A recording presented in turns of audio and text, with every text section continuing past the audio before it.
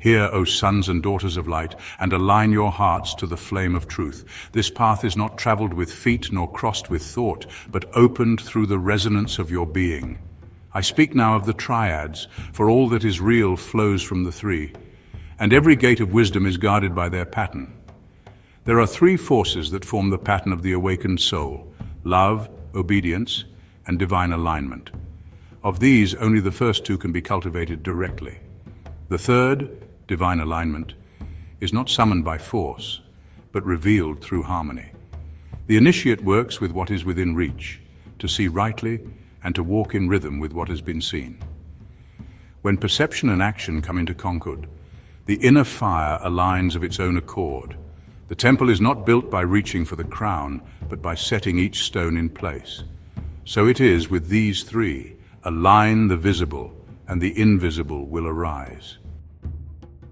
Love is the eye that perceives the light veiled in all form.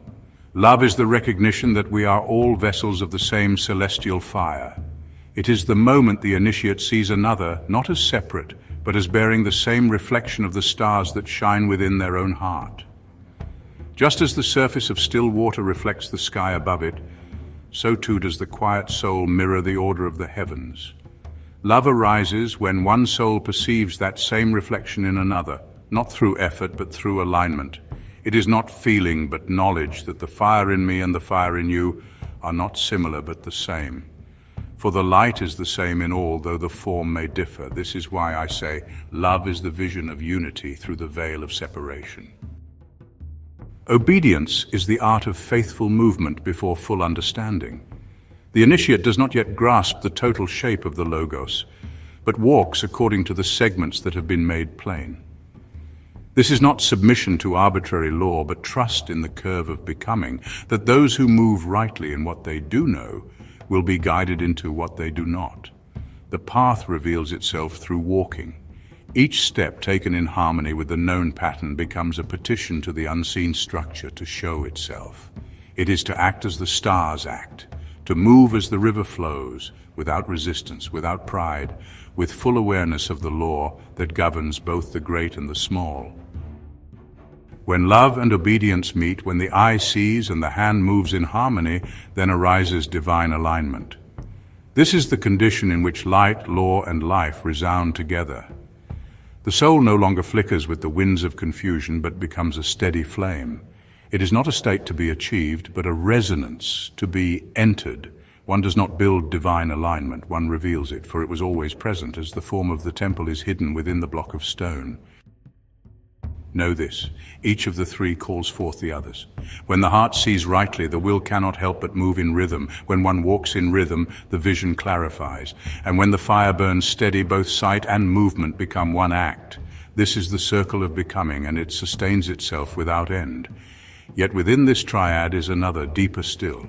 These are the three roots that feed the upper branches: light, logos, and life.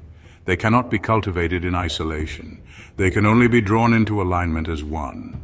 Without knowledge of these, the outer movements are hollow, the flame burns dim. Light is the first breath of the unseen. It is that by which all things become knowable. It is not a beam nor a brightness, but the principle of revelation. It is the clarity by which the real makes itself known.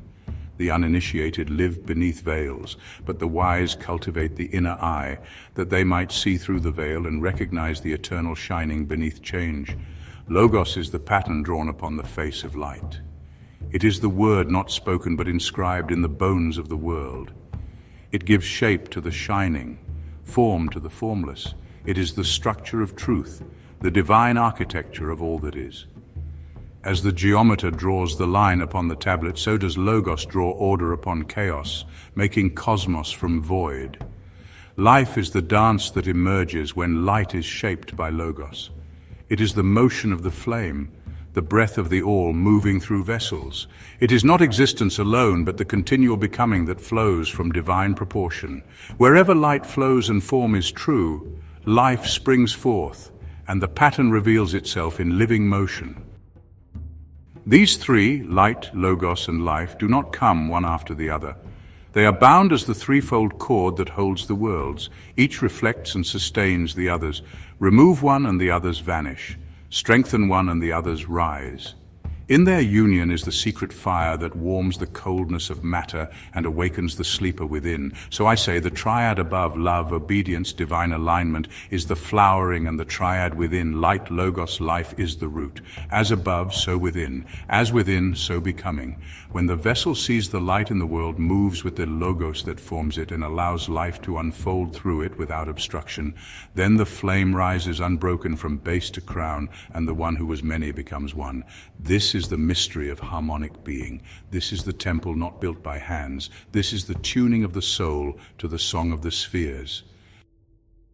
And this, O initiates, is the path of return, not in distance but in resonance. The gate is not far, only hidden. And the key is the triad, ever turning, ever generating, ever revealing the one in three and the three in one. Keep this in the silence of your being. Speak it only when the inner flame confirms the outer word. Guard it not with secrecy, but with sanctity, for these are not teachings to be possessed, but frequencies to be lived. Let the light awaken you, let the logos order you, let life move through you. Then you shall love as the all loves, obey as the stars obey, and in divine alignment you shall become what you have always been.